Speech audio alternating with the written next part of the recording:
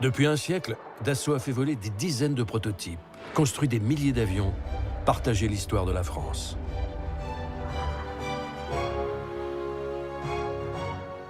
Dassault, c'est l'héritage d'une personnalité hors du commun.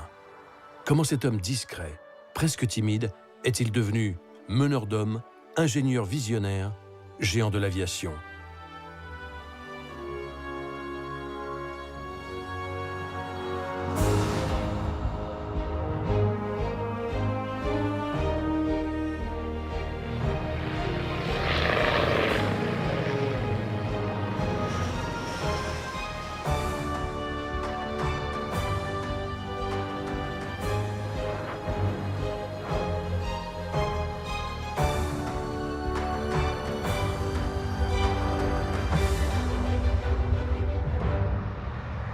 Depuis 100 ans, Dassault lance des défis au ciel et aux nuages. C'est la dernière grande entreprise aéronautique au monde dont la famille du créateur contrôle la destinée. Louis Blériot, Gaston Caudron, Louis Breguet, Gabriel Voisin, tous ces noms de constructeurs et pionniers ont aujourd'hui disparu. Dassault est toujours là.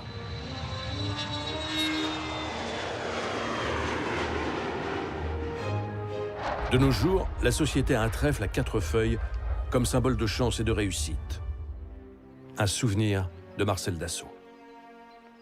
Il raconte: au cours des vacances 1939, juste avant la guerre, en me promenant, j'ai trouvé un trèfle à 4 feuilles. Je l'ai placé dans mon portefeuille qui m'a été confisqué en arrivant au camp de concentration de Buchenwald. Quand il est sauvé en 1945, ce portefeuille lui est rendu par miracle, avec le porte-bonheur. Je pense que bien que j'ai été séparé de mon trèfle à 4 feuilles, pendant tout mon séjour là-bas, il a dû quand même un peu me protéger. C'est quand même un titre à une manifestation assez claire de la Providence. La Providence deviendra son ange gardien, le trèfle à 4 feuilles, son talisman.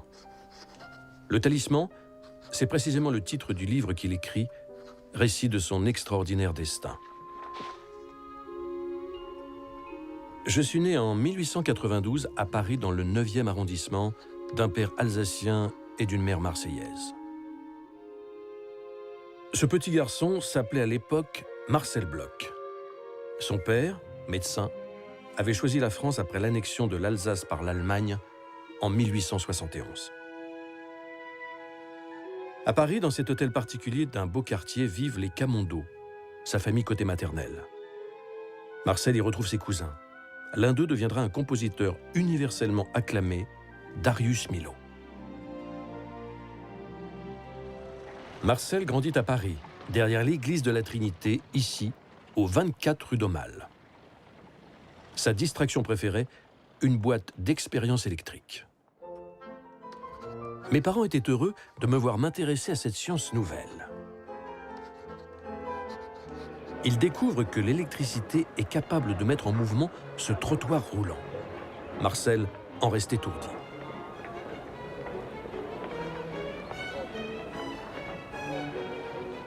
En ce début de siècle, l'électricité révolutionne tout. L'éclairage, les transports, le téléphone.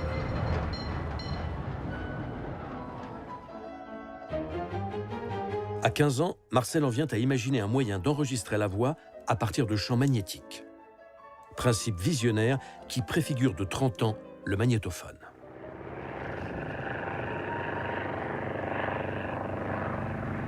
Mais c'est le survol de Paris par un aéroplane, à l'heure où s'ouvre la première exposition de locomotion aérienne, qui suscite sa vocation.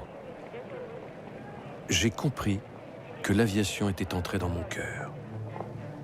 Marcel ne manque pas une occasion d'aller au terrain d'Issy-les-Moulineaux.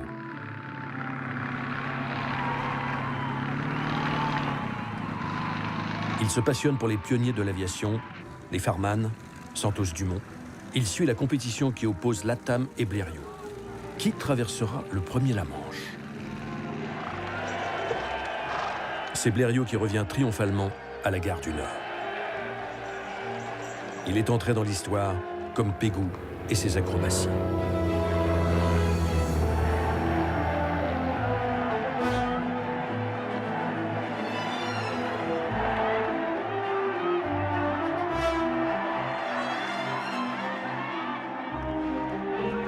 Cette conquête du ciel fascine Marcel.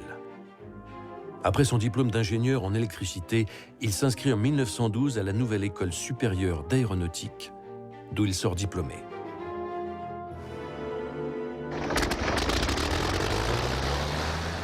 Les militaires commencent eux aussi à s'intéresser à l'aviation. Ils cherchent des spécialistes. Marcel est appelé à Reims pour son service militaire dans un régiment du génie en 1913.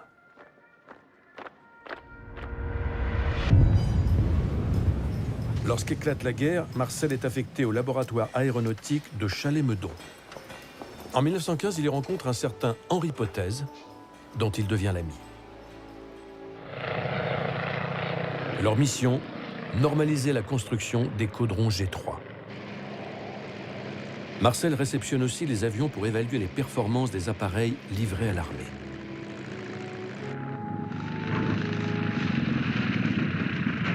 Il constate que l'hélice des caudrons G3 manque d'efficacité. Il tente d'en corriger les défauts. Il calcule, dessine et fait construire une hélice qu'il baptise Éclair.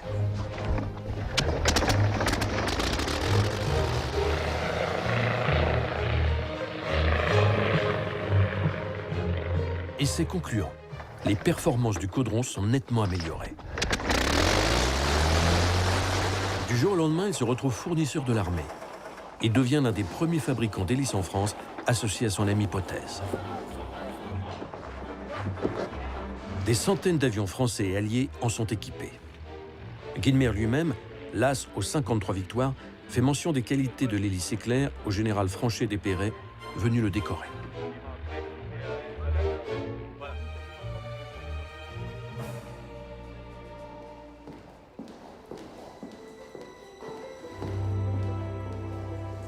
Au siège du groupe Dassault, voici l'hélice centenaire qui a marqué la naissance de la société aéronautique. Les bénéfices de cette hélice, Marcel les investit dans son premier avion. Il écrit « J'avais constaté à l'époque qu'il n'y avait pas de biplace de chasse de valeur.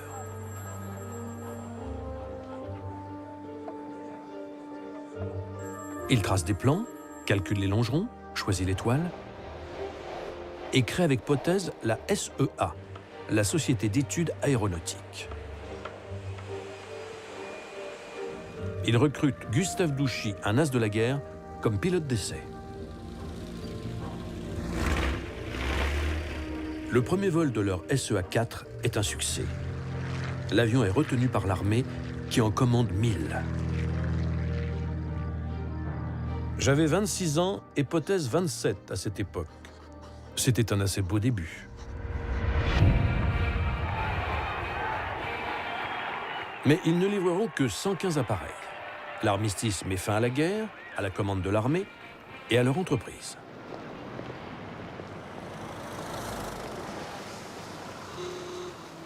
La paix revenue, l'aviation n'est plus à l'ordre du jour. Lorsque Marcel présente des projets, rappelle son fils Serge Dassault, le ministère répond qu'il n'en est plus question. On n'a plus besoin d'avions, on n'a plus besoin d'armement. C'est la dernière guerre. Donc vous pouvez construire des boîtes ou des fenêtres, mais pas des avions. Les usines d'aviation ferment les unes après les autres. Marcel se met en quête d'une nouvelle activité. Il se lance dans l'ameublement, dans le quartier des ébénistes de Paris, le faubourg Saint-Antoine. Il rejoint l'entreprise d'une famille amie, les Minquès, dont il a vu grandir la fille Madeleine avant d'en tomber amoureux. Sentiment partagé. Elle a 18 ans, lui 27. Marcel épouse Madeleine en 1919. Une histoire d'amour qui durera plus de 60 ans et donnera naissance à 2 fils, Claude en 1920 et Serge 5 ans plus tard. Pendant près de 10 ans, aux côtés de son beau-père, Marcel fera fabriquer des copies de meubles de style. Il achète aussi des terrains, s'essaye à la construction immobilière. Mais de son atelier du faubourg Saint-Antoine, il garde un œil sur le ciel et ne passe jamais sans une ombre de nostalgie devant le Grand Palais.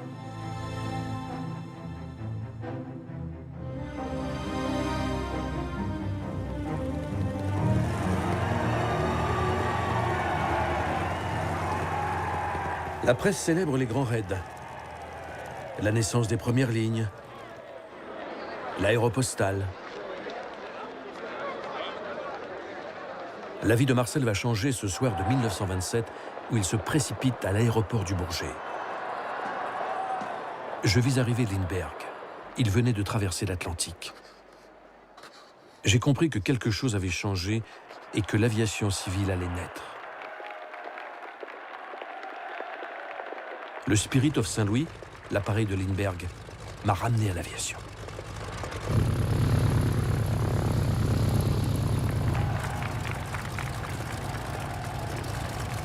Derrière ses exploits, il voit un secteur plein d'avenir où il veut retrouver sa place.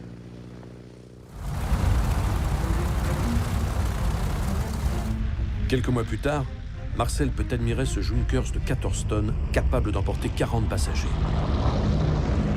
Les Anglais, de leur côté, construisent un hydravion géant pour tenter de traverser l'Atlantique. Américains et Italiens déploient leurs escadrilles. Le ministre de l'Air, Laurent Hénac, veut combler le retard de la France en matière aéronautique. Pour le ministre de l'Air, une joie grande que d'associer le gouvernement de la République.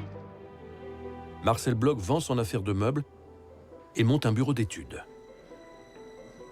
Il répond à la demande d'un prototype destiné à la Poste, un trimoteur entièrement métallique, le MB-60.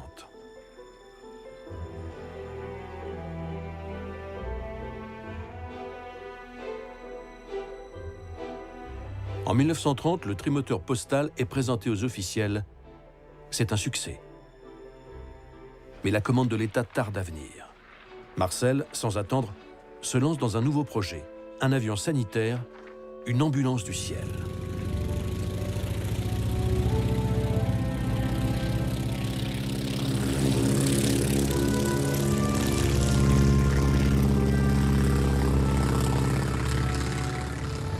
Six mois lui suffisent pour le construire et le faire voler. Ce MB-81 permet le transport d'un blessé couché. Marcel a pris des risques et engagé ses biens pour financer le développement de ce nouvel appareil. Il est payé en retour. L'État commande 20 exemplaires de ce MB-81 pour secourir les blessés dans des régions difficiles d'accès.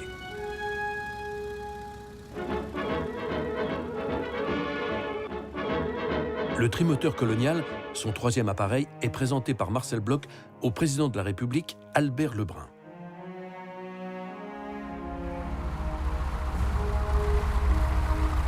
Ses concurrents notent qu'il a habilement revu et corrigé son trimoteur postal pour le rendre capable d'emporter 10 passagers.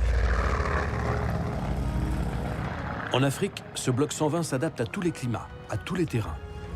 Il est surnommé l'increvable.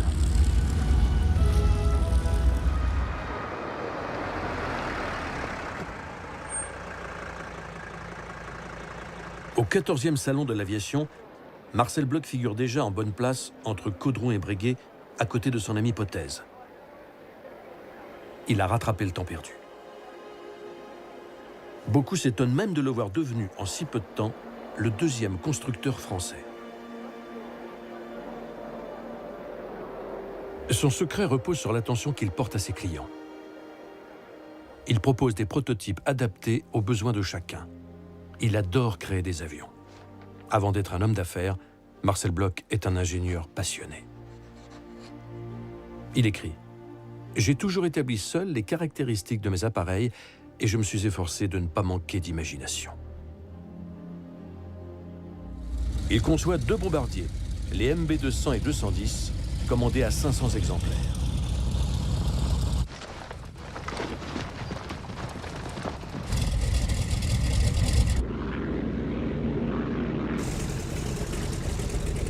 Après avoir gagné la confiance de l'armée de l'air, il devient avec son MB-220 l'un des principaux fournisseurs de la nouvelle compagnie Air France. 16 exemplaires sont commandés.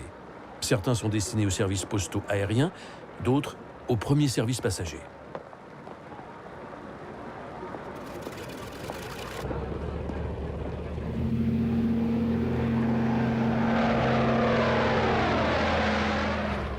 Ces Paris-Londres sur bloc 220 sont alors réservés à une clientèle de privilégiés qui se déplace à 360 km/h.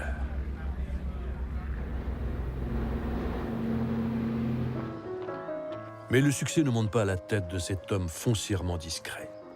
Loin du bruit des moteurs, il aime le calme, se retrouver en famille, dans sa propriété de Saint-Aignan-sur-Cher. Rien de l'image convenue d'un capitaine d'industrie ou d'un mondain, comme son ami Potez.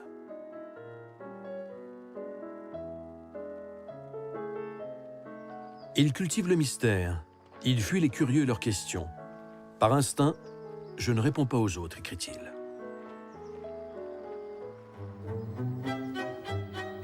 Il n'y a que dans ces films d'amateurs tournés alors par son fils Serge que son personnage si réservé apparaît sous un jour inattendu.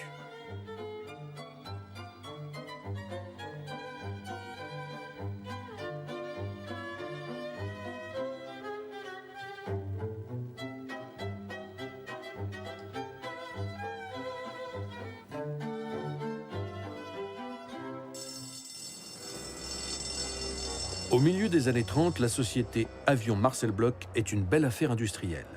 Ses usines emploient plusieurs centaines d'ouvriers. Une main-d'œuvre qui n'est plus celle du 19e siècle. Marcel est persuadé qu'un ouvrier bien payé dans des locaux agréables travaille mieux. L'usine qu'il fait édifier à Courbevoie est un modèle du genre. Marcel Bloch est sensible à l'esthétique des bâtiments, comme à celle des avions.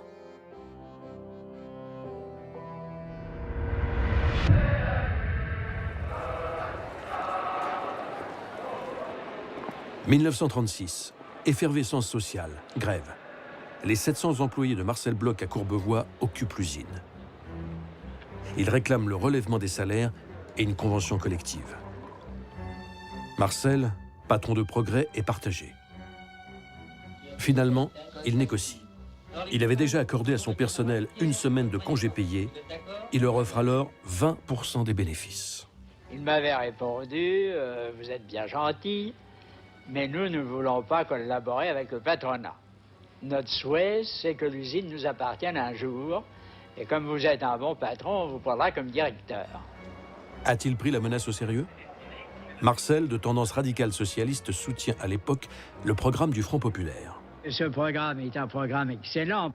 Il faut bien se dire qu'autrefois, les ouvriers n'avaient pas de vacances. Quand ils étaient malades, on ne sait pas comment ils se soignaient. Quand ils étaient vieux, si leurs enfants ne s'occupaient pas d'eux, ils mouraient de faim. Mais le programme du Front populaire prévoit aussi de nationaliser l'armement. Et par conséquent, l'industrie aéronautique. Le ministre de l'Air Pierre Cotte doit non seulement indemniser Marcel Bloch, mais aussi trouver un administrateur pour son entreprise. Finalement, qui de mieux que Marcel Bloch? Marcel accepte de diriger la SNCaso, la Société nationale de construction aéronautique du Sud-Ouest, qui absorbe ces usines. En marge de cette activité, l'État l'autorise à créer un bureau d'études indépendant, la Société anonyme des avions Marcel Bloch. Finalement, cette nationalisation que Marcel avait redoutée ne se révèle pas être une si mauvaise affaire. Pourtant, une série de turbulences l'attend.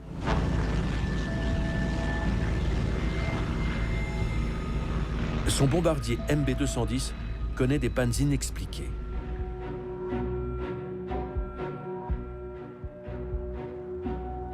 Trois accidents successifs le font interdire de vol en 1937. Marcel Bloch a beau expliquer que les moteurs qu'achète la SNCaso ne sont pas toujours fiables, la presse l'ignore. Il est tenu pour responsable. Le moteur n'est pas fabriqué par Marcel Bloch. Et les problèmes que vont rencontrer les bombardiers Bloch de cette époque, les mêmes problèmes qu'ont les bombardiers Potez et les bombardiers Breguet, c'est que nous avons de mauvais moteurs à l'époque. Notre aviation est-elle à la hauteur de ses rivales? S'interroge le gouvernement français et les observateurs étrangers.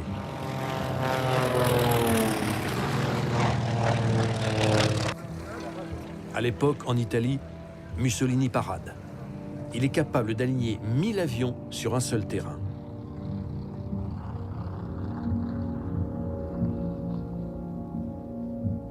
En Allemagne, Hitler viole le traité de Versailles et lance ses fabrications d'avions à un rythme de guerre.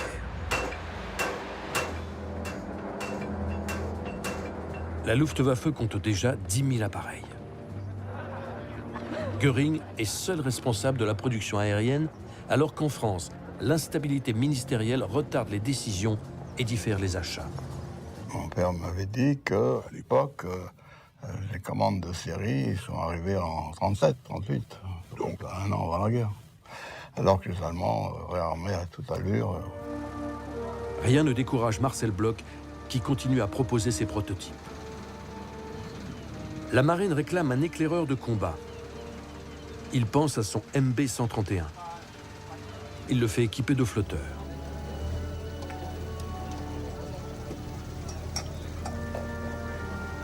L'armée changera d'avis et cet hydravion ne connaîtra pas de lendemain. Mais entre 1930 et 1940, Marcel Bloch, à lui seul, va construire près de 1800 appareils pour la France.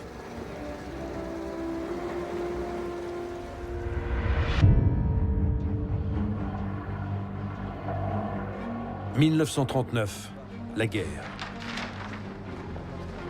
La France, longtemps persuadée d'être à l'abri derrière la ligne Maginot, va souffrir de son absence de politique aérienne. À l'automne de 1939, une course contre la montre s'engage et le retard initial va être à l'origine de graves déconvenues. Les constructeurs ont du mal à suivre les changements de rythme et de cap du ministère de l'Air. Le chasseur Morane 406 accumule les retards et son successeur, le De Voitine 520, n'est pas prêt.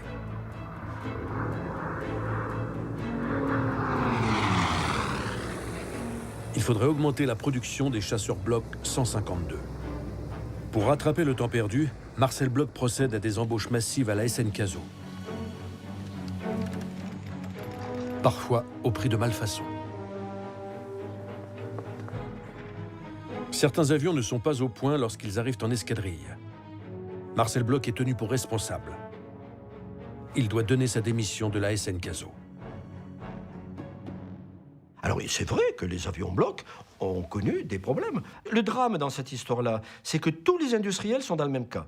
Il suffit de regarder les archives. Ils ont tous les mêmes problèmes. Seulement, on n'en parle que d'un seul. Ben, il est juif, qu'est-ce que je vous dise? À cette époque-là, c'est haro sur lui, le pauvre. Hein.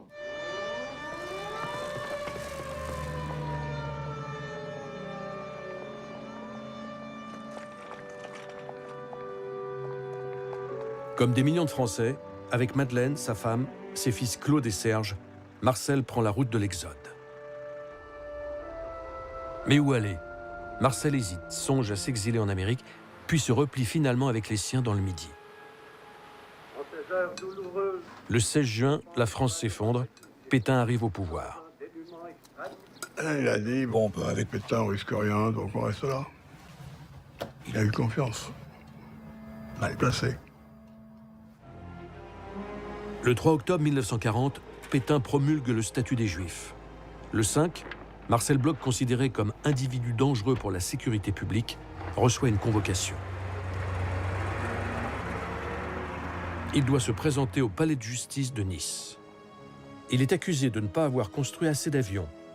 Il a beau répondre que les gouvernements successifs ne les lui ont jamais commandés, il est placé en détention parmi d'autres appelés alors les responsables de la défaite.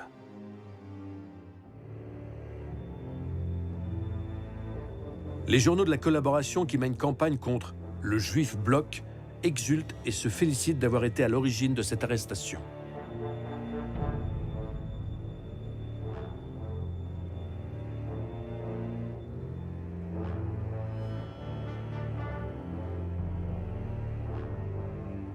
Ils écrivent même que si les juges ne condamnent pas Marcel Bloch, attention à la bombe. Des menaces d'attentat contre les juges s'ils ne punissent pas. Quant à Bloch, il faut le pendre à une corde. Enfin, je veux dire, c'est inouï ce qui s'écrit. Son frère René Bloch, célèbre chirurgien, est arrêté à son tour. Il est accusé d'avoir osé porter ses décorations militaires avec l'étoile jaune. Déporté à Auschwitz, il sera assassiné par des médecins nazis. Marcel, lui, reste emprisonné ou sous contrôle judiciaire, déplacé sans cesse. en Ardèche, dans l'Indre, en Auvergne, et finalement ramené près de Lyon à la clinique-prison d'Écully. C'est là que sa femme et ses fils le retrouvent au printemps 1944. Ils étaient séparés depuis 3 ans. Mais quelques jours plus tard, la clinique est encerclée au petit matin. Tout d'un coup, on vous frappe à la porte, un grand coup de botte, et on vous dit en allemand « Haus, Schnell », police allemande. C'est au fort Montluc à Lyon que Marcel, Madeleine, Claude et Serge sont internés. Les Allemands ont choisi de tous les arrêter pour obliger Marcel Bloch à travailler pour eux.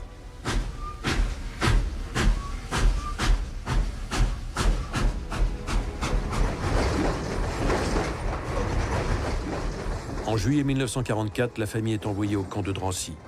Marcel est déporté à Buchenwald en août.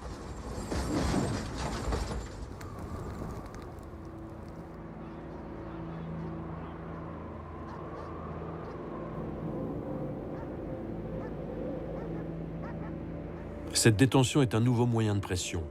Les Allemands continuent à lui offrir des responsabilités dans une usine d'aviation. Il refuse obstinément. Il sera sauvé par le déporté communiste Marcel Paul, qui fait partie de l'administration clandestine du camp. J'étais à ce moment-là pour ne pas faire d'avion pour les Allemands, puisque je n'en avais pas encore fait jusque-là, que j'ai demandé à Marcel Paul de m'envoyer à l'infirmerie. Ce qu'il a fait, j'en suis revenu avec la diphtérie, mais dans l'intervalle, le bloc de départ était vide et je n'ai pas à travailler pour les Allemands. Marcel Paul lui épargne par la suite un transfert à pied, une marche de la mort, alors qu'il tient à peine sur ses jambes. Je serais resté sur le bord de la route et on sait ce qu'il advenait en pareil cas. Une dette qu'il n'oubliera pas. J'ai toujours de relations avec Marcel Paul. Après la guerre, j'ai engagé des communistes qui avaient été licenciés de la SNCASO, qui était la Société nationale qui avait absorbé mes usines en 1937. Enfin, je leur rends des petits services quand je peux. Août 1944, les Alliés approchent de Paris. Comme des centaines d'internés, le matin du 18 août, Serge découvre que leurs gardiens se sont enfuis. Ils sont libres.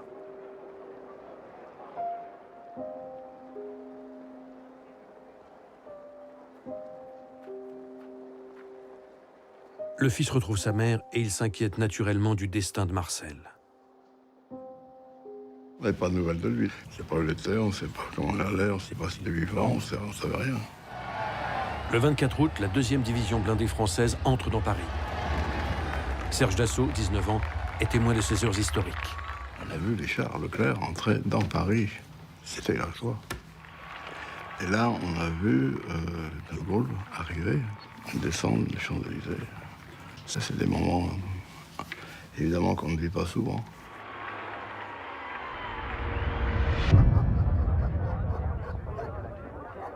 « 11 avril 1945. Libération de Buchenwald. Marcel Bloch est rapatrié à Paris, malade, très affaibli.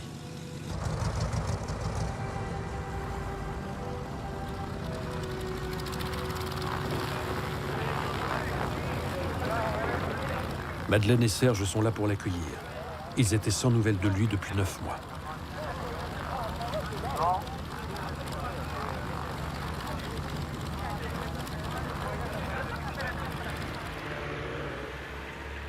Dans le taxi qui les ramène chez eux, Marcel revient parmi les siens. Tout d'un coup, il s'est tourné vers moi, il m'a dit « Alors, tu fais quoi ?» Alors je lui dis « Je suis en préparation de grandes écoles. » Il m'a dit « Ah, c'est bien, c'est tout. » Il n'a pas dit un mot de Buchenwald, il s'est pas plaint, il n'a pas un mot. Pour lui, le passé n'existait plus. Et c'est l'avenir qui l'intéressait. Il a toujours été comme ça. La situation que retrouve Marcel Bloch en France est à l'image du ministère de l'Air, sans dessus dessous. Une administration qui s'efforce d'effacer la présence de l'occupant et d'oublier la collaboration. Le pays a besoin de renouveau, Marcel Bloch aussi. À 53 ans, il va tout effacer, repartir à zéro. Il décide de tirer un trait sur son passé. Et il va créer, de toutes pièces, un nouveau personnage, une nouvelle vie, une nouvelle aventure industrielle. il devient Marcel Dassault. Dassault. Ce nom rend hommage à celui que son autre frère, le général Paul Bloch, a adopté dans la Résistance. Chancelier de la Légion d'honneur, c'est lui qui remet ses insignes au président Vincent Auriol. Marcel Bloch ne change pas seulement de nom, il change de religion. Avec son épouse, ils se convertissent. Ils deviennent catholiques. C'est donc sous le nom de Bloch Dassault, puis bientôt simplement Marcel Dassault, qu'il reprend ses activités. Le jour de son retour de déportation, il a réclamé une planche à dessin. Il a en tête tellement de projets imaginés durant ces années de captivité. Et il voit revenir un à un ses ingénieurs héros de la guerre, comme Benoît Claude Vallière ou Henri Desplantes, chef de commando. Il rouvre son bureau d'études et répond à un concours d'avions de transport pour l'armée de l'air.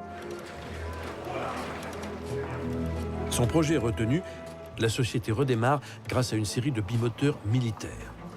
Son MD 315 Flamand va connaître une carrière de plus de 30 ans.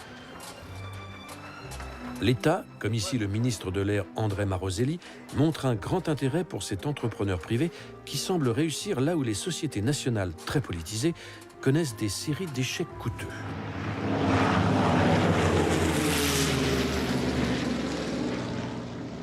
Ce choix du Flamand, qui voit préférer un constructeur privé à une entreprise nationale, déclenche une polémique à gauche.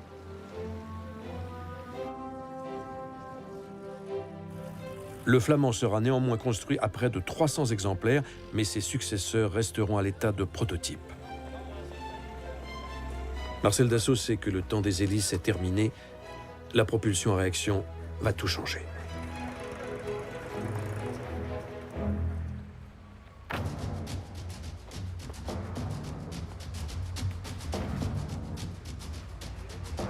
À cette époque, Serge Dassault vient de réussir le concours de Polytechnique et il est fier d'endosser l'uniforme prestigieux. Il intègre la promotion 1946 avec le grade d'aspirant.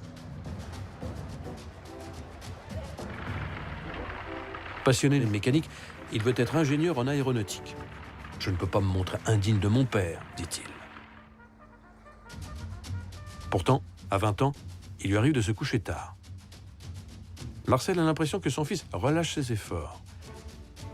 Il le recadre d'une phrase sèche. Il m'a mis une petite lettre sur mon bureau en disant « Attention, chez moi, je ne prends que les bons ingénieurs et pas les mauvais. » Marcel Dassault. Il ne s'embarrassait pas de formules de politesse.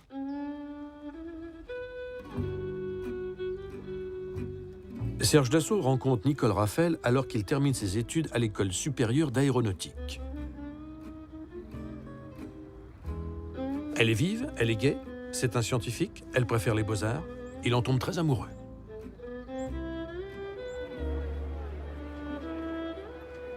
En 1950, Serge épouse Nicole.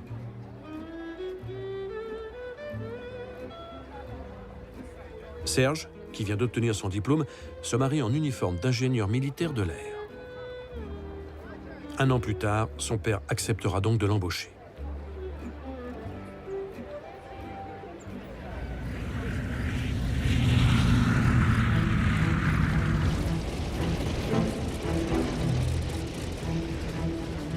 À Berlin, l'Est et l'Ouest se font face. La guerre froide relance la compétition aéronautique et les besoins de la défense aérienne.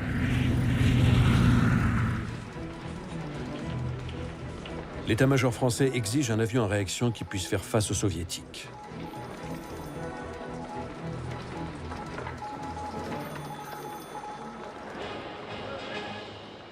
Les turboréacteurs sont les vedettes du Salon de l'aviation de 1949.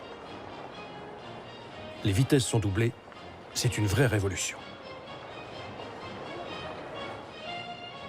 Le MD 450 Ouragan sera le premier avion de combat français à réaction construit en série. Il est ici présenté par Marcel Dassault au président Vincent Auriol. L'ingénieur responsable de l'Ouragan, Jean Cabrière. Il m'a dit de commencer l'étude de l'avion et j'ai commencé tout seul. Je crois que nous n'avons jamais été beaucoup plus d'une dizaine pour dessiner cet ouragan. 18 mois plus tôt, l'usine de Boulogne et celle de Saint-Cloud ont été chargées chacune de construire un prototype de l'Ouragan. Marcel Dassault est convaincu que l'émulation des équipes raccourcira les délais de fabrication.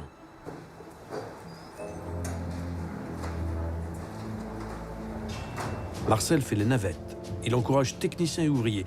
Il craint de voir l'État tourner son choix vers un avion étranger.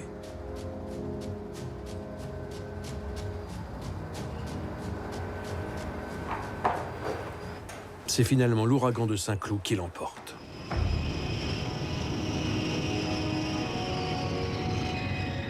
Marcel Dassault a confié le premier vol au meilleur de ses pilotes d'essai, Konstantin Rozanov.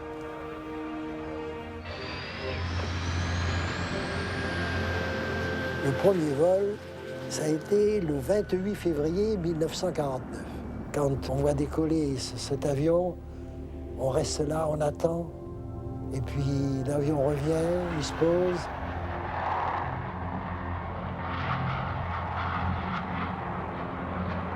Donc le jour où le premier vol s'est bien passé, il n'y a pas de doute que pour moi, ça a été quelque chose d'extraordinaire dans ma vie. Il paraît que c'est mon épouse qui me l'a dit, moi je ne me souviens même plus. Mais il paraît que la première nuit, je l'ai réveillé toutes les 10 minutes pour lui dire « il a volé ».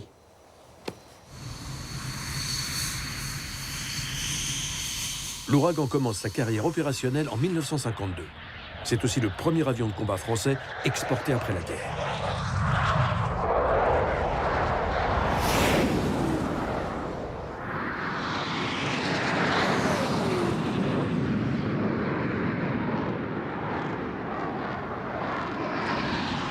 Au Salon de l'Aviation, le public mesure les progrès réalisés en si peu d'années grâce à la réaction.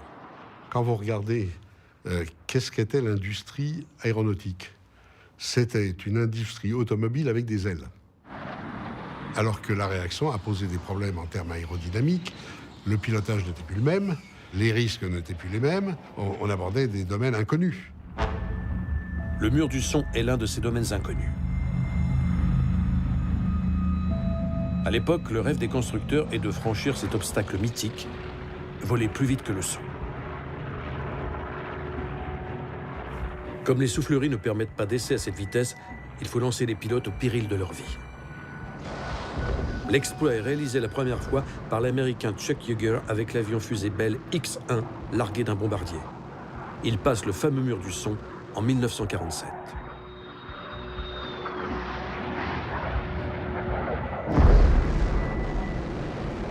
Les Anglais, les Russes ont réussi, mais les constructeurs français n'y parviennent pas.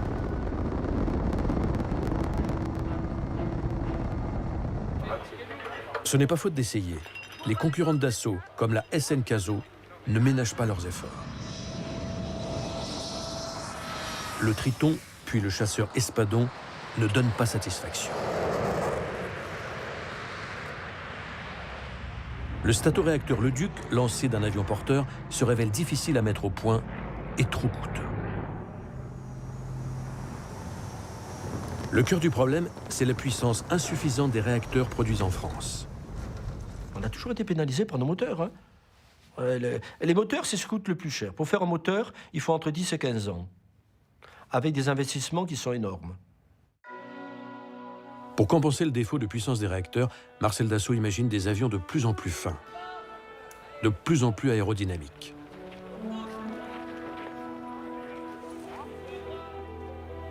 Il reprend les plans de l'Ouragan, redessine une voilure en flèche, lui donne un nouveau nom, le Mystère.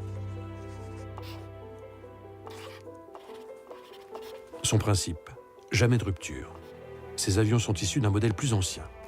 Il retravaille, améliore. C'est ce qu'il appelle « ma politique des petits pas ». Ainsi, il modifie l'Ouragan pour le faire évoluer vers le Mystère et le Super Mystère, et l'aile Delta donnera naissance au Mirage.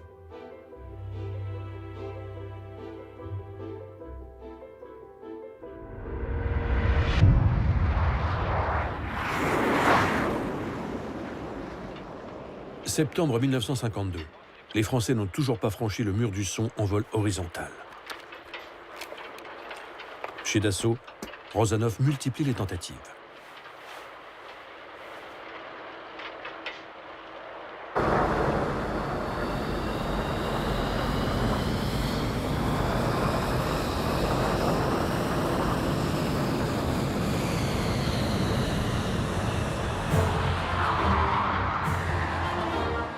Les qualités aérodynamiques du Mystère ne cessent d'être affinées. L'avion devient de plus en plus rapide, ce que note l'équipe des essais en vol. « 17 janvier 1953. À son 34e vol, Rozanov franchit le mur du son en vol horizontal.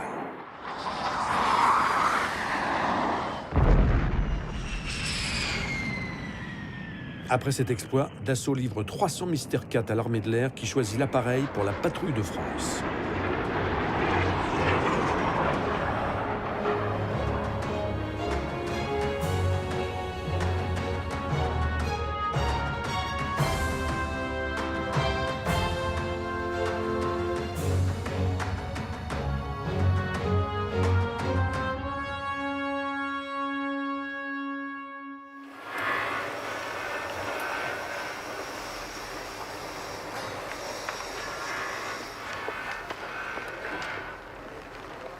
À Boulogne ou à Saint-Cloud, dans les bureaux d'études, les équipes craignent Marcel Dassault, patron compétent et exigeant, dont les visites sont redoutées.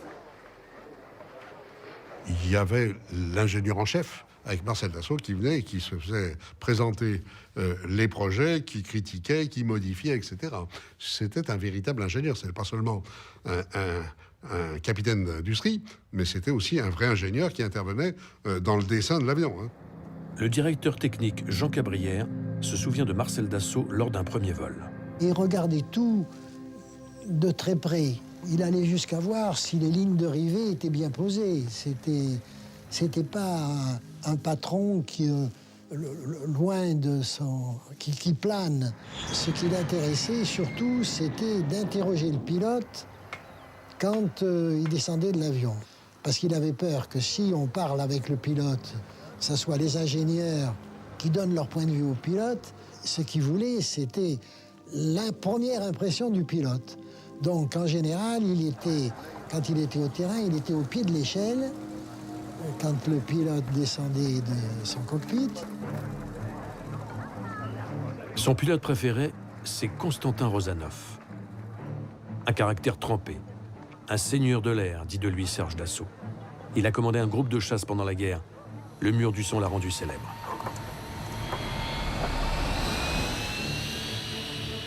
Ce jour-là, 3 avril 1954, il décolle avec le Mystère 4B pour une présentation devant les autorités françaises, britanniques et suédoises.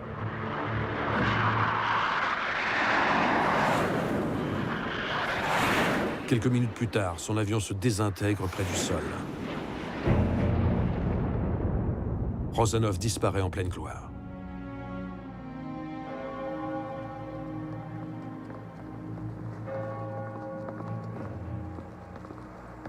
Il reçoit des funérailles solennelles dans la cour des Invalides en présence des membres du gouvernement et de Marcel Dassault, sous les yeux duquel il s'est tué.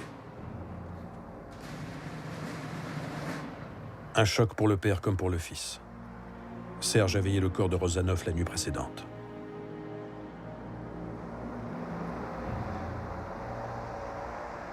À la suite de ce drame, Serge prend personnellement la direction des essais en vol.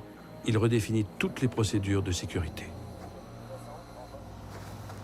Ces pilotes d'essai ont pour délicate mission de sortir de situations incontrôlées les nouveaux avions. Comme en témoigne l'un des plus fameux d'entre eux, Guy Mauroir. Quand on fait des essais de vrille, par exemple, les essais de vrille, on s'efforce de mettre l'avion en vrille, bien sûr. Donc là, on fait des manœuvres qui sont contrôlées. On fait faire à l'avion ce qu'on veut. Mais par contre, après, une fois que l'avion est parti en vrille, c'est un peu lui qui fait ce qu'il veut.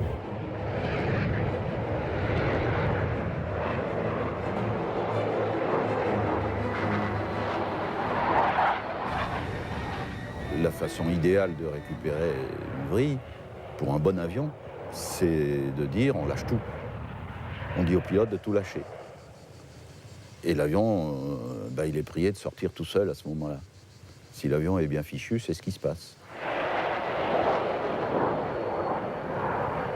Dans le cas contraire, l'avion possède un siège éjectable.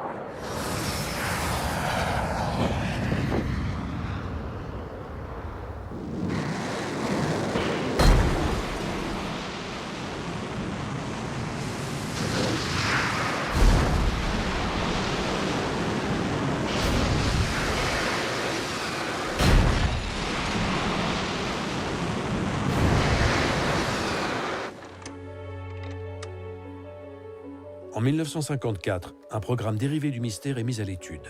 Il est délicat à mener. L'Étendard sera le premier avion embarqué construit par Dassault.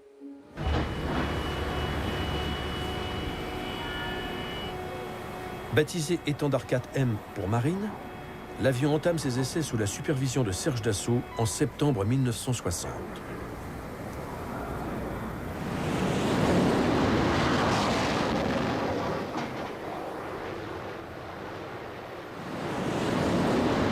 Les ingénieurs ont réussi à s'adapter aux contraintes liées à l'appontage et au catapultage sur les deux nouveaux porte-avions français, le Foch et le Clémenceau.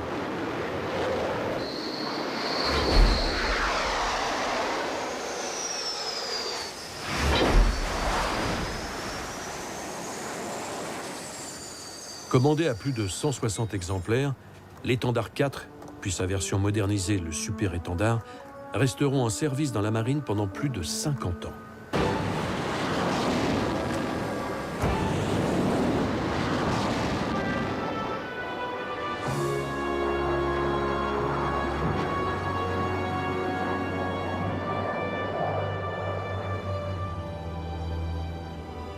La France, absente du ciel à la Libération, est devenue en 1960 la troisième puissance aéronautique mondiale.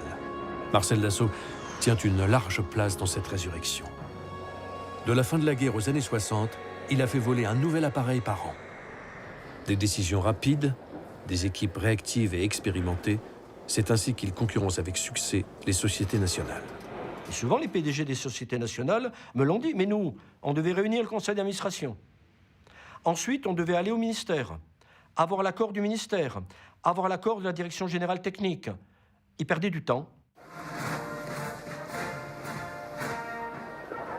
Le général de Gaulle, revenu à la tête de l'État, manifeste son ambition. La France doit être indépendante.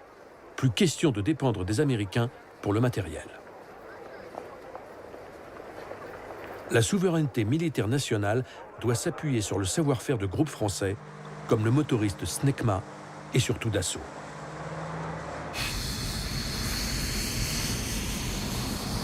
Le Mirage 3 va devenir le porte-drapeau de cette indépendance.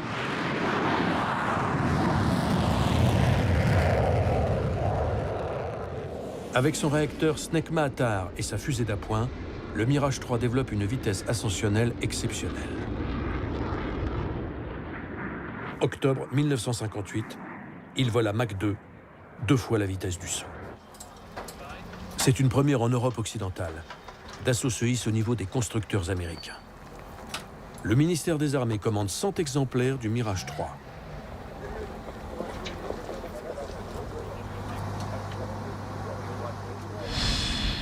Il aura de nombreuses versions.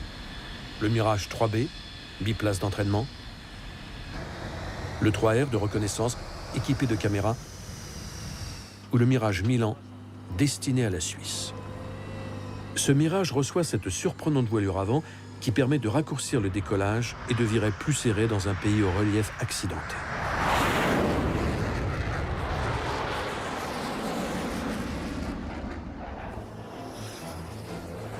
Les Suisses mettent en compétition le Mirage 3 et le Saab Draken suédois. Le Draken ouvre ce tournoi. Toutes les autorités civiles et militaires suisses assistent à cette confrontation. Le Mirage 3 décolle à son tour.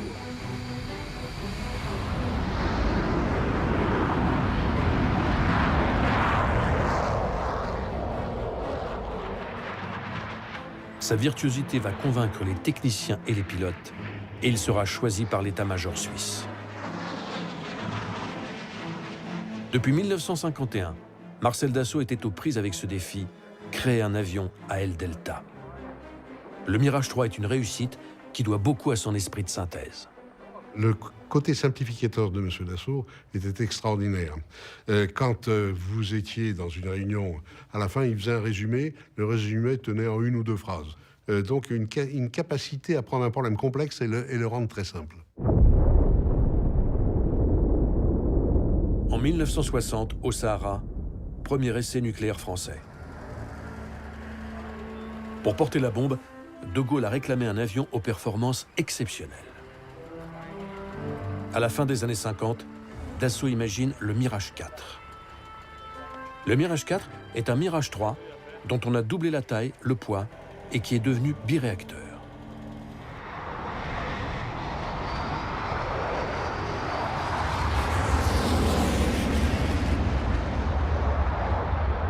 Avec son arme nucléaire sous le fuselage, l'appareil doit pouvoir voler à très haute altitude, à Mach 2, seul moyen à l'époque d'échapper à toute défense.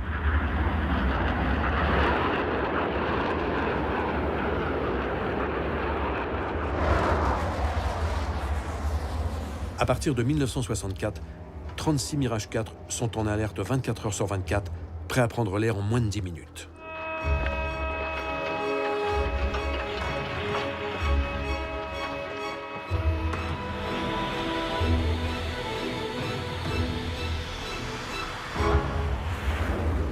Modernisé, l'appareil restera 41 ans en service comme bombardier puis avion de reconnaissance.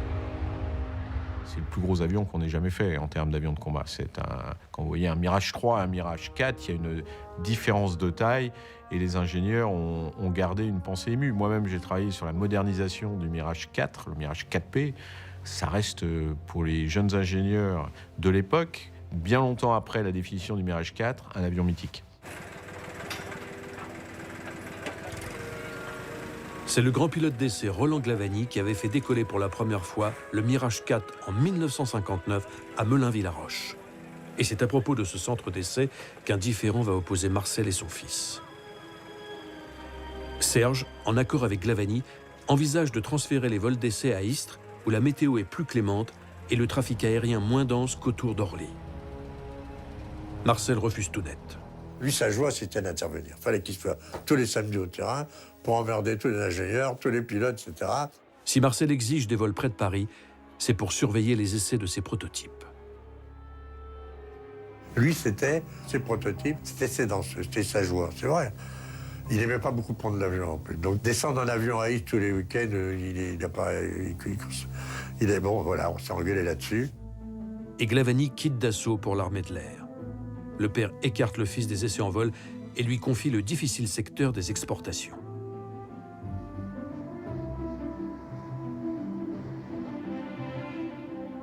Serge Dassault veut en profiter pour faire ses preuves. Il cherche à infiltrer les chasses gardées américaines qui dominent les marchés alliés avec le F-104, le dangereux Starfighter. Je sentais, moi, qu'il y avait peut-être une possibilité là-dedans. Vous savez que le F-104 n'était pas bon. Il y avait pas mal d'accidents. Son père émet des doutes sur ce projet. Serge insiste, plaide en faveur de son idée. Il m'a dit, vas-y si ça t'amuse. C'est amusant. Quelques semaines après l'offensive commerciale de son fils, les Australiens débarquent en France. Ils commandent 100 Mirage 3. Damer le pion au constructeur militaire américain n'est pas une mince victoire pour Dassault.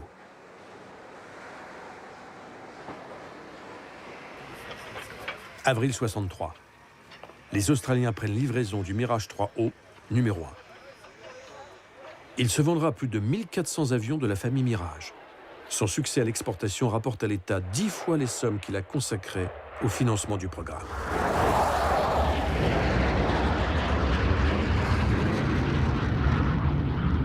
Finalement, au début des années 60, le monde de la politique et celui de l'aviation doivent admettre que Dassault est le meilleur du point de vue militaire.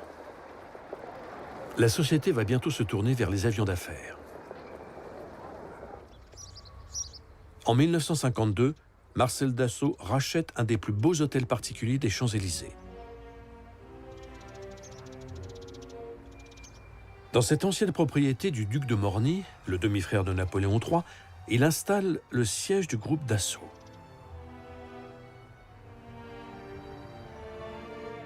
C'est dans ce bureau qu'il travaille, entouré de toiles de maître. Il aime la peinture. Tout jeune, il avait hésité entre l'aviation et les beaux-arts.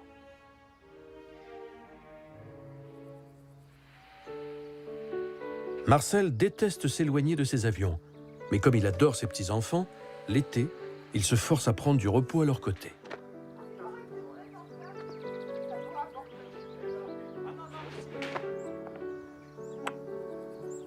Olivier, Laurent, Thierry, et Marie-Hélène appellent affectueusement leur grand-père Coco. Ils s'étonnent de le voir toujours emmitouflé, même en plein été. Marcel Dassault souffre d'hypothermie.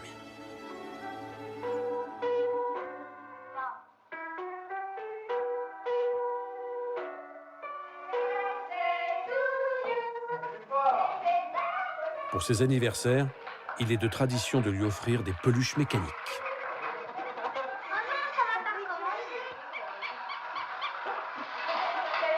Ensuite, rien ne lui fait plus plaisir qu'une fable par sa petite fille. Un agneau se désaltérait dans le courant du nom de...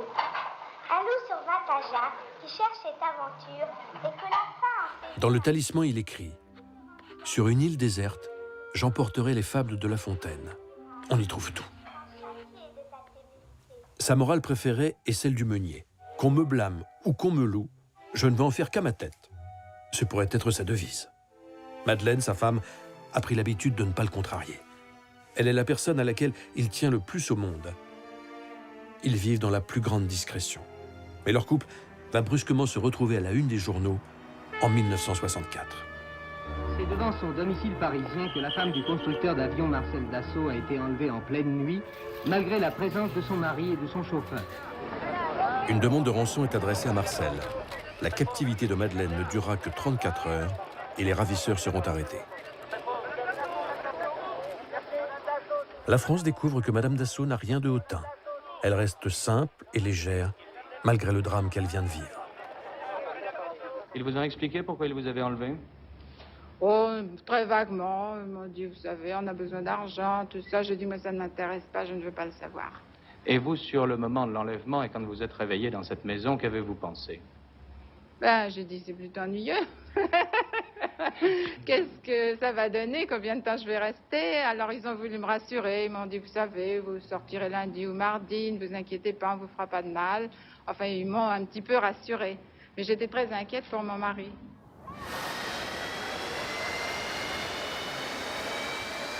Cette année-là, au Bourget, 2 attractions retiennent la curiosité des spectateurs. Cette ceinture fusée américaine qui permet à son passager de s'élever dans les airs, mais aussi le dernier né des recherches de Dassault, le Mirage 3V, V pour vertical. Le vol stationnaire est une véritable prouesse technologique. L'avion décolle grâce à 8 réacteurs verticaux d'1 tonne de poussée chacun.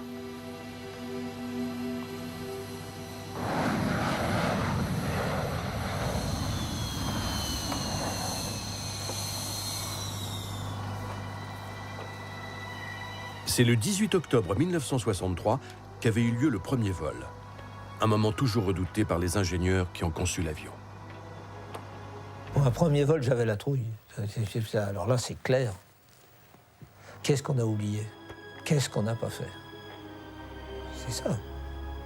Et Dieu sait qu'on travaille en équipe pour justement essayer de se conforter et tout ça. Parce que on y met un homme au bout. Souvent, on le connaît bien et on l'aime bien.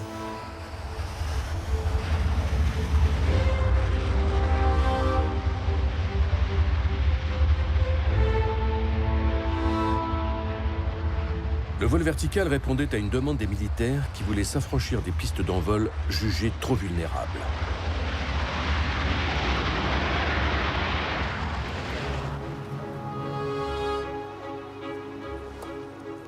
La complexité de ce projet passionne les équipes, ingénieurs et pilotes.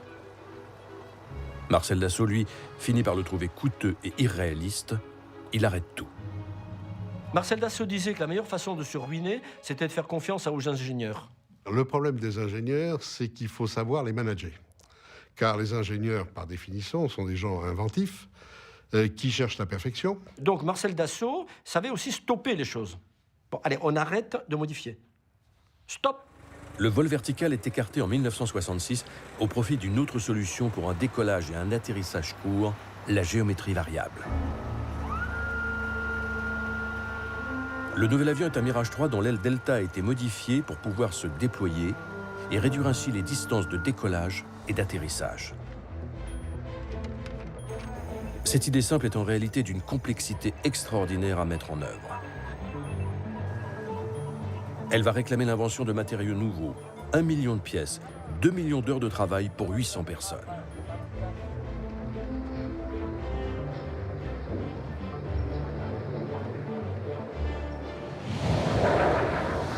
Novembre 1967, le Mirage G, comme géométrie variable, décolle pour la première fois.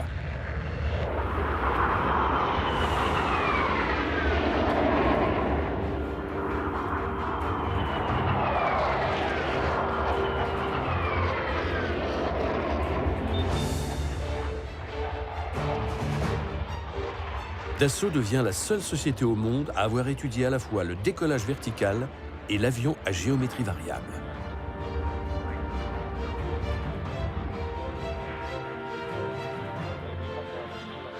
Rapide comme une flèche, il se pose comme une fleur, dit la publicité du Mirage G.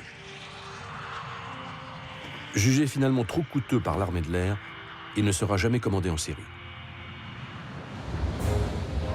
Mais il servira au Mirage F1, dont la voilure en flèche va remplacer l'aile delta du Mirage 3. Le F1 en devient plus performant que son prédécesseur.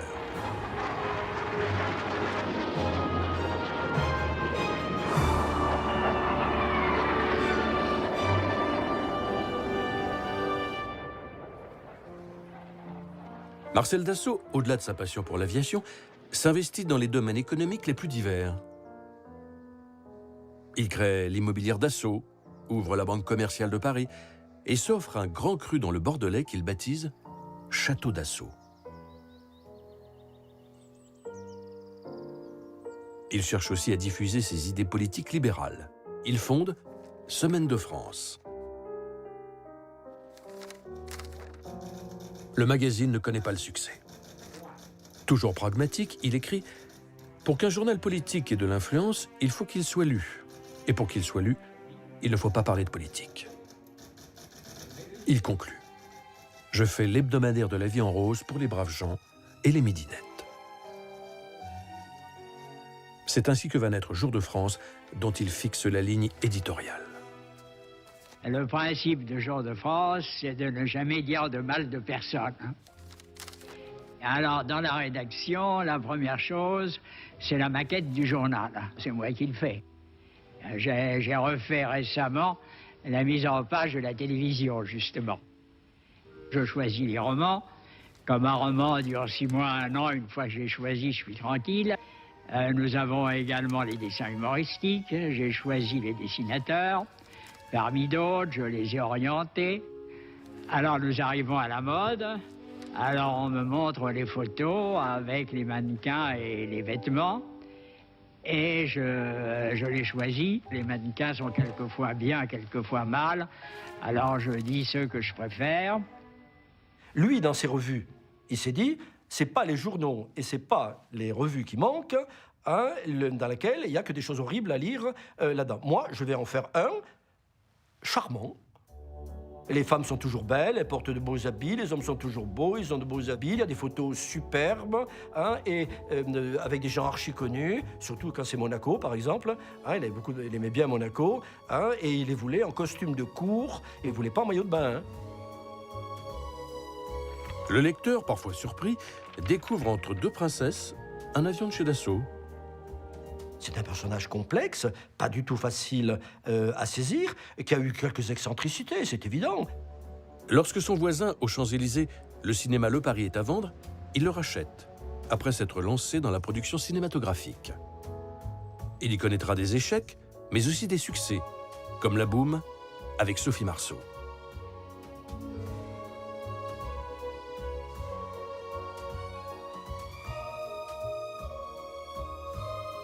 Cet homme discret se retrouve ainsi sous les projecteurs du tout Paris.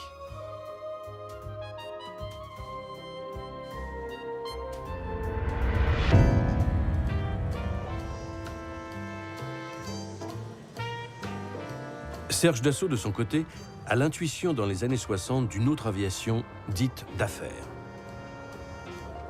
Plus qu'un moyen de transport, elle deviendra un outil de travail, un bureau dans le ciel. Il réussit à convaincre son père, qui préparait un biréacteur militaire, de le transformer en avion civil capable d'emporter 10 passagers à 950 km/h. Dassault se lance donc dans la fabrication sur ses fonds propres du Mystère 20.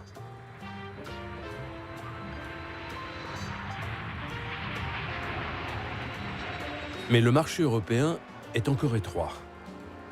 Serge, convaincu du potentiel de cet avion, part pour les États-Unis. Il sait que les grands patrons américains cherchent à s'affranchir des rigidités des compagnies aériennes, de leurs destinations et de leurs horaires. À Pittsburgh, il a emporté une maquette du Mystère 20. Il parvient à intéresser des investisseurs américains. Quelques mois plus tard, une délégation américaine menée par le légendaire Charles Lindbergh vient à Mérignac voir le prototype de l'avion. Adopté par le marché américain, le Mystère 20 sera rebaptisé le Falcon. 4 ans plus tard, une cérémonie présidée par le PDG de Dassault, Benoît Claude Vallière, marque la livraison du 100e Falcon à la compagnie aérienne américaine, alors si puissante, la Pan Am. Aux États-Unis, le transporteur FedEx démarre ses activités à partir d'une flotte de Falcon équipée en cargo aérien de nuit.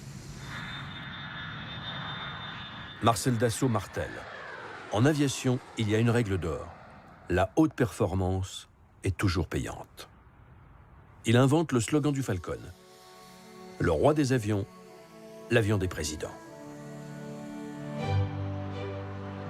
Cet appareil est le fondateur d'une dynastie chez Dassault, la famille des Falcon.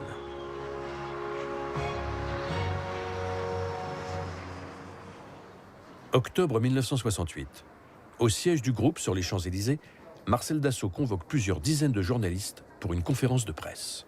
Nous allons réaliser un avion de transport dénommé Mercure, qui est un moyen courrier, un court courrier biréacteur de 130 places. Marcel Dassault a suggéré aux milieux officiels de donner un successeur à la célèbre Caravelle de Sud Aviation, qui commence à perdre des marchés au profit du Boeing 737 américain.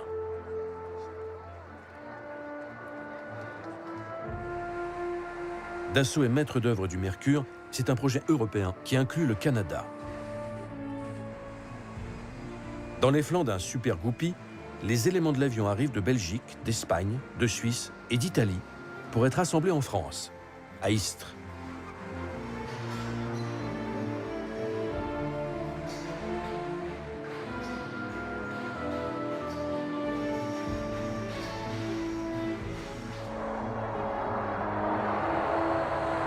Dès ses premiers essais en 1971, le Mercure révèle d'excellentes qualités de vol. Son poste de pilotage ultramoderne, ses performances enchantent les équipages. Les passagers apprécient son confort.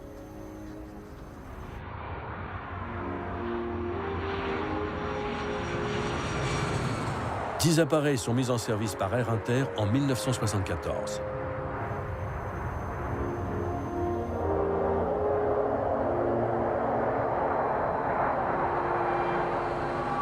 Mais la hausse brutale du pétrole et la chute du dollar stoppent son exportation. Marcel Dassault aimait à dire « Si un avion est beau, il volera bien ». Mais il ajoutait « Ce n'est pas parce qu'un avion est réussi qu'il se vendra bien ». Ce fut le destin du Mercure.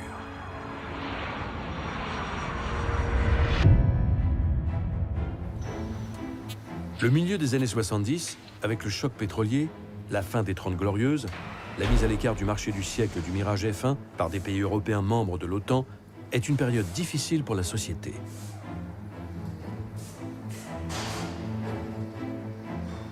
Mais pour Marcel Dassault, pas question de baisser les bras.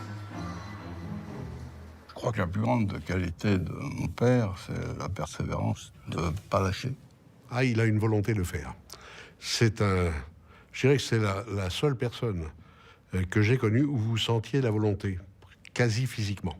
De ne pas lâcher, de continuer jusqu'à ce que ça marche. Une innovation majeure, les commandes de vol électrique viennent d'apparaître sur le F-16 américain. Marcel Dassault veut faire mieux avec son nouveau projet, le Mirage 2000. C'est un avion qui va marquer la fin d'une époque, celle de la règle à calcul. L'informatique révolutionne l'aviation. La mise au point par Dassault d'un logiciel dit CATIA permet de dessiner des avions virtuels non plus en 2, mais en 3 dimensions. Ce que nous avons inventé, c'est la maquette numérique. Et donc, nous avons supprimé les prototypes et nous sommes passés directement, donc tous, avec ces outils, au prototype virtuel. Un programme mis en service à la fin de 1975 permet à un ingénieur de dessiner des pièces et de les faire fabriquer dans le même temps par des machines à commande numériques.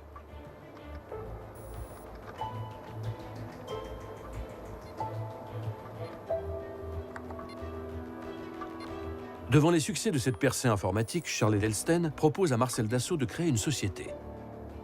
Celui-ci refuse. Marcel Dassault me dit « Bon, vous allez faire faillite, vous allez encore avoir des ingénieurs qui vont vous entraîner à la faillite, etc. » Alors je dis « Vous voulez ou vous voulez pas ?» Il dit « Oh non, ça m'embête, non, je veux pas. Si vous permettez, je vais la créer moi-même. » Il me dit « Vous n'avez pas l'argent. » Je dis « Si, je vais le trouver, je vais mettre un peu d'argent, puis j'irai voir les banquiers, je trouverai de l'argent. » Bon, allez, combien vous voulez? Bon, et puis, c'est comme ça qu'on a créé Dassault Systèmes. Aujourd'hui, Dassault Systèmes est leader mondial et compte 190 000 clients. La société crée des logiciels non seulement pour dessiner des avions, mais pour imaginer aussi des villes du futur. Elle modélise la vie de demain. Et devant le logiciel CATIA, Marcel ne sera pas le dernier à s'étonner. Ce que vous voyez sur l'écran est là. C'est rentré dans l'ordinateur qui a fait le programme pour une machine-outil qui a fait la même chose en 4 jours, alors qu'autrement il fallait 2 mois. CATIA permet de passer plus vite de l'idée de l'ingénieur à l'avion lui-même. Les commandes de vol électriques autorisent un retour à la voilure Delta du Mirage 3 grâce à la stabilisation artificielle. Les pilotes d'essai réduisent les risques du premier vol en travaillant en amont sur un simulateur. Oui. Tiens, vous pouvez faire de la profondeur, s'il vous plaît. Là, ça... Ok, ça répond. Le Mirage 2000, avion intelligent, apporte une véritable rupture en matière de pilotage. C'est l'ère des avions conçus pour que le pilote se consacre entièrement à sa mission sans avoir à surveiller ses instruments de bord.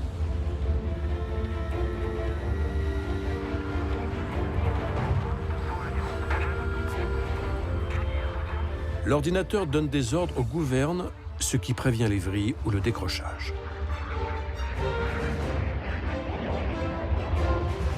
Le Mirage 2000 devient un des rares chasseurs capables de rivaliser avec les meilleurs appareils américains ou russes. Dassault tient toujours tête aux géants internationaux. Le Mirage 2000 entre en service en 1984 dans l'armée de l'air, dont il deviendra le chasseur standard.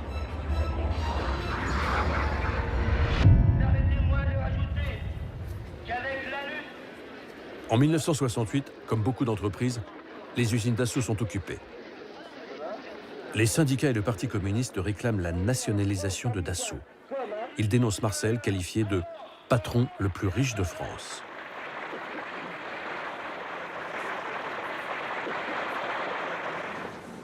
13 ans plus tard, la gauche devient majoritaire après l'élection de François Mitterrand. Ironie de l'histoire, c'est Marcel Dassault, député depuis 1951, qui préside la première séance en tant que doyen. Il ne peut ignorer que cette assemblée élue sur le programme commun de la gauche veut nationaliser son groupe. À près de 90 ans, Marcel Dassault affiche son habituelle sérénité. Il a toujours été optimiste. Il a toujours cru que ça s'arrangerait un jour, voilà. Puis ça s'est arrangé. En effet, le principe d'une nationalisation brutale est écarté par le président de la République. François Mitterrand s'était rendu compte que c'était un des fleurons de l'industrie, que si on la nationalisait, il y a plein d'ingénieurs qui ils avaient des propositions américaines de partir à l'étranger ou autre, et qu'on n'avait pas les dirigeants pour les remplacer, et bien on risquait de couler l'industrie aéronautique militaire française. Mitterrand cherche une solution, c'est finalement Marcel Dassault qui la trouve. Ce que Marcel Dassault a proposé, ça a été de faire cadeau d'une partie du capital, et en contrepartie, nous gardions le management de l'entreprise. Car Marcel Dassault tenait beaucoup plus au management de son entreprise qu'à son capital. Abandonner ses usines et ses bureaux d'études, il n'en est pas question. Évoquer sa succession l'irrite. Je crois qu'il n'y a rien de plus mauvais pour quelqu'un que de prendre sa retraite, parce que ça le change de vie et ça lui montre qu'il est devenu vieux, alors qu'en continuant à travailler, on ne se rend compte de rien.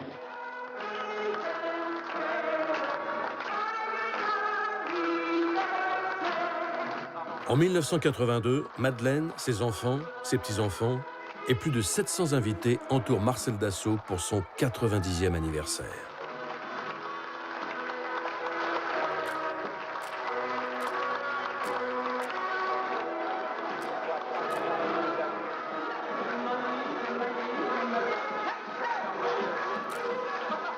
Il aura encore le temps, 4 ans plus tard, de découvrir sa dernière œuvre, le Rafale.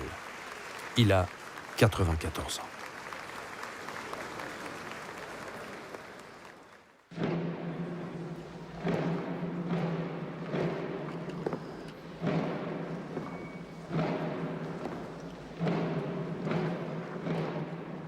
Marcel Dassault s'est éteint. La cérémonie religieuse est célébrée en la cathédrale Saint-Louis des Invalides, en présence du gouvernement.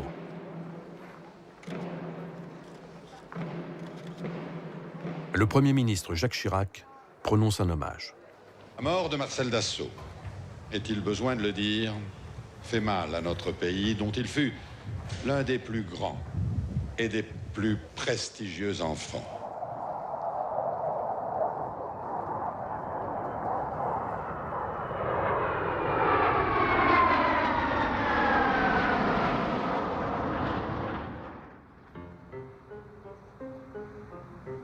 Comment assurer la succession d'une personnalité telle que Marcel Dassault?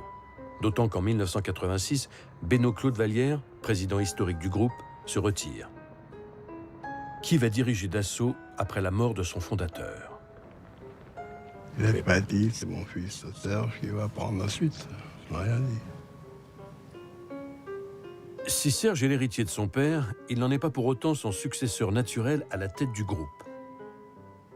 Son franc-parler lui a valu des ennemis jusqu'au sein du gouvernement.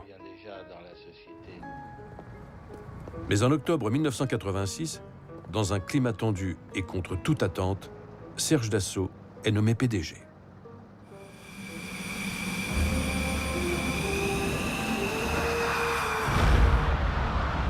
Trois mois plus tôt, le prototype, préfiguration du Rafale, vole pour la première fois.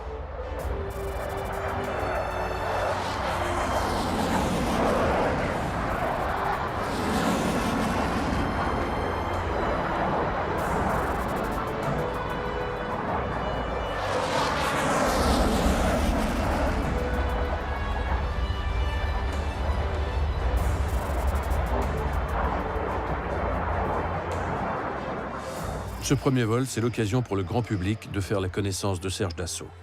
L'avenir de cet avion sera fantastique parce que c'est un avion qui pourra remplacer tous les autres. Et c'est un avion qui, aujourd'hui, n'a pas d'équivalent dans le monde. Serge Dassault est d'autant plus satisfait que le Rafale a plusieurs longueurs d'avance sur l'avion européen Eurofighter, son concurrent. Une version du Rafale est déjà en préparation pour la marine.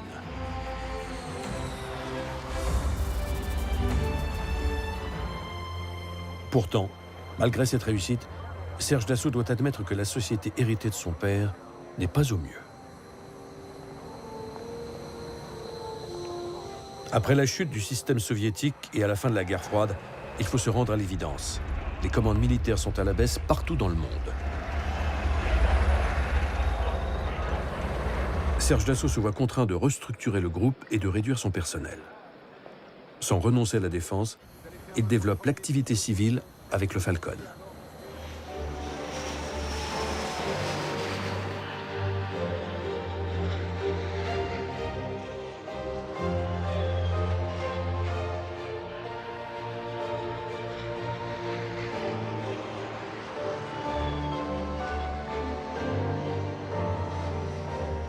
Les Falcons.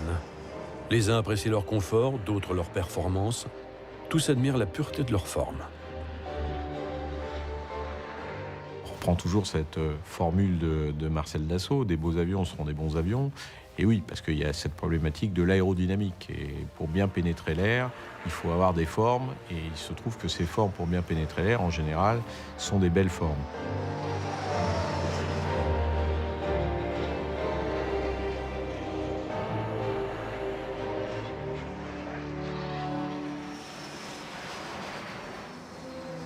Si la nomination de Serge Dassault à la tête de son groupe a été si disputée, c'est qu'au début des années 90, le gouvernement de Jacques Chirac tente de fusionner les principaux acteurs de l'aéronautique française.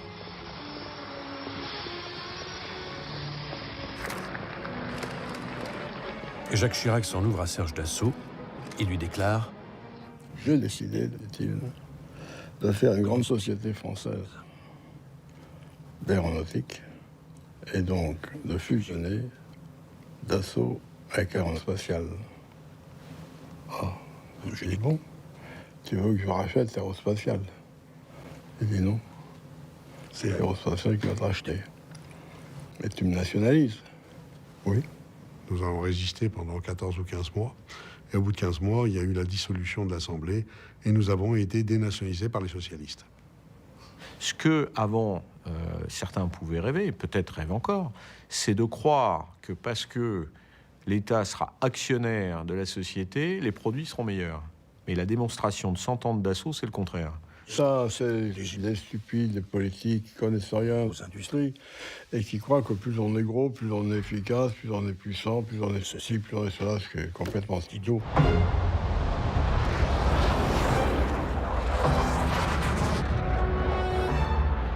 Avec un retard dû à l'étalement du budget de la défense, le Rafale entre finalement en service dans la marine en 2004, puis dans l'armée de l'air en 2006. L'avion connaît son baptême du feu en Afghanistan dès 2007. En 2011, les Rafales interviennent en Libye, puis au Mali, et en 2014, contre l'État islamique.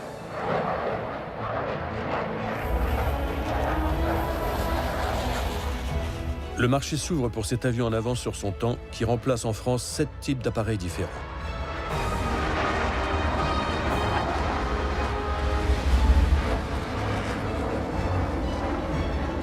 En 2015, première vente du Rafale à l'exportation. Après l'Égypte, c'est le Qatar qui s'en porte acquéreur. Puis l'Inde en 2016. Je tenais à venir ici à Mérignac pour saluer un succès, celui du Rafale. C'est le succès d'une industrie, l'aéronautique, d'un groupe, le groupe Dassault. En 2009, Dassault est entré au capital de Thales, le constructeur chargé de fournir au Rafale son équipement électronique ultra sophistiqué. Une technologie de pointe présente du cockpit au radar, des systèmes de navigation à ceux de défense et qui représente près du tiers de la valeur de l'avion.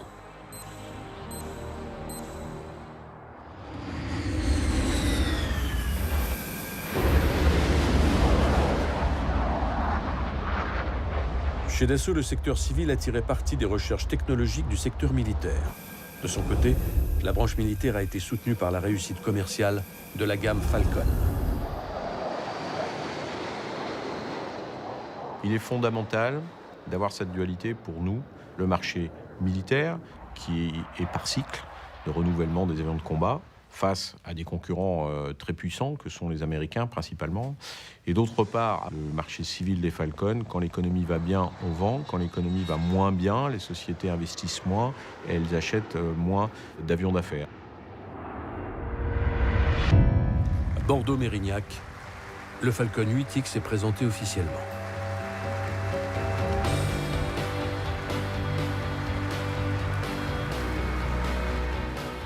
Premier vol du dernier né de la gamme, capable de relier sans escale Paris à Los Angeles ou Tokyo.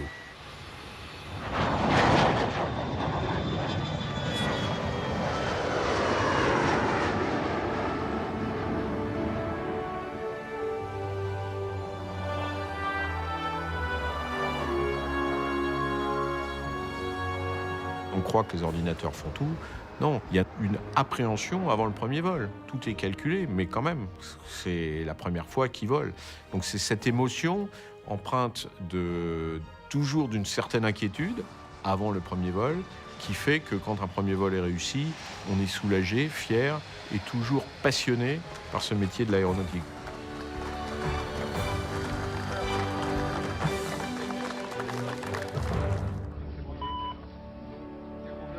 Au début des années 80, la société Dassault s'était tournée vers l'espace avec le projet de navette européenne Hermès, destinée à ravitailler un laboratoire spatial. Ce fut l'occasion pour Olivier Dassault de demander à son grand-père comment il imaginait les avions du futur. Dans l'avenir, certainement, il y aura des avions sans pilote et il sera facile, grâce à une centrale à inertie et un calculateur, de régler les commandes d'un avion pour qu'il atterrisse n'importe où à des milliers de kilomètres. Et l'avenir lui a donné raison.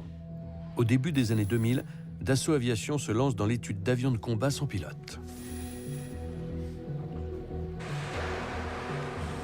Sous l'impulsion de la France, 6 pays européens vont s'allier pour concevoir un drone de combat appelé Neurone.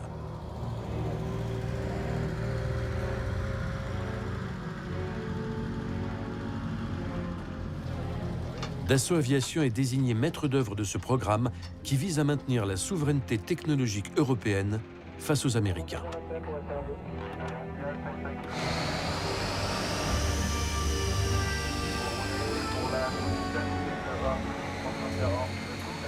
« 1er décembre 2012. Pour la première fois sur la base d'Istres, le pilote n'est pas à bord du prototype qui décolle.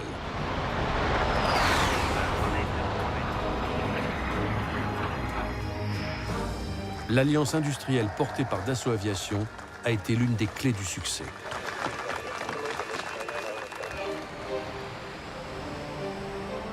« 20 mars 2014. Pour la première fois, c'est un drone de combat qui vole en formation.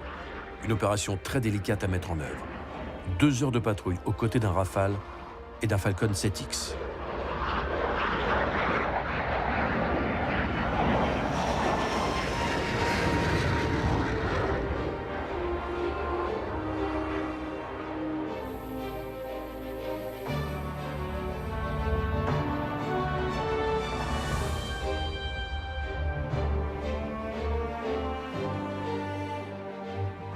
L'histoire de son premier siècle s'achève pour Dassault, alors que l'entreprise poursuit son vol vers l'avenir.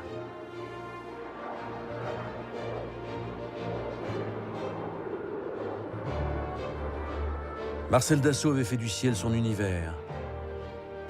Ses descendants et ses successeurs, animés d'une même passion pour l'aviation, assurent aujourd'hui la pérennité de son œuvre.